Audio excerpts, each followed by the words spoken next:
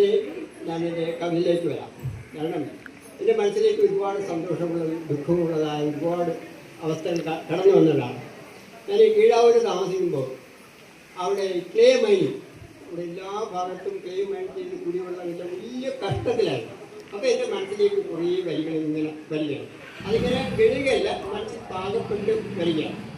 അപ്പോൾ അതിൻ്റെ ഒരു ഇതാണ്, ഒരു 10-20 വരെയുള്ള കവിതയാണ്. അത് ചുരുക്കി പറയാം അല്ലേ. നമ്മുടെ ഭൂമിയിലെ ഏറ്റവും വലിയ ജീവി ഏതാണ്? ഞാൻ ചോദിച്ചു, ഭൂമിയിലെ ഏറ്റവും വലിയ ജീവി ഏതാണ്? ഇവിടെ കരയിലെ ആന, കടലിലാണെങ്കിൽ നീലത്തിമിങ്ങൽ. പക്ഷെ ഇത് രണ്ടുമല്ല. ആനയോ നീലത്തിമിങ്ങലോ അല്ല ഭൂമിയിലെ ഏറ്റവും വലിയ ജീവി. ഭൂമിയിലെ ഏറ്റവും വലിയ ജീവി ഭൂമിയാണ്. ഭൂമി ജീവനോടെ ഇരിക്കുന്നത് കൊണ്ടാണ് നമ്മളൊക്കെ ജീവനോടെ ഇരിക്കുന്നത്. ആ ഭൂമിയോട് മനുഷ്യൻ കാണിക്കുന്ന കൊടുങ്കൂട്ട് അത് എൻ്റെ ഭാഷയിൽ അല്പം ആർദ്രമായി രൗദ്രമായി നിങ്ങളോട് പറയും. എൻ്റെ പേര് പൂമൊഴി എന്നാണ് കണ്ടെടുക്കുന്നത്.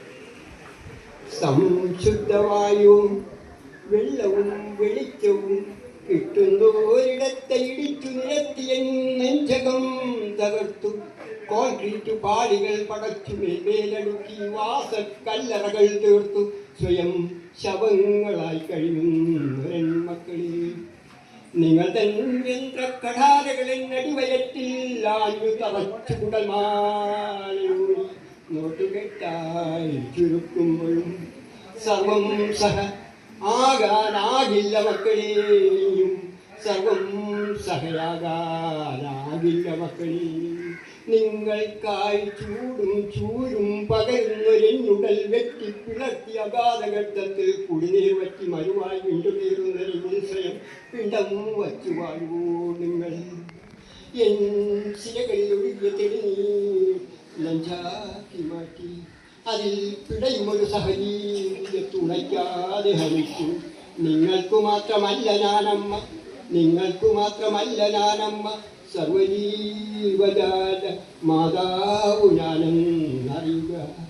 അമ്മയെ കൊന്നൊരാമൊഴി ഉയർത്തിയൊരാമഴു ആകാതിരിക്കുക. മക്കളെ എൻ നിലയേറ്റുപോയാൽ, മക്കളെ എൻ നില വിട്ടുപോയാൽ നാളെ ഞാനൊരു ഘോരാഗ്നി പ്രളയത്തിരയായി ഉയർന്ന്, ഘോരാഗ്നി പ്രളയത്തിരയായി ഉയർന്ന് അമരാതെ നോക്കുക, അമരാതെ നോക്കുക, അമരാതെ നോക്കുക.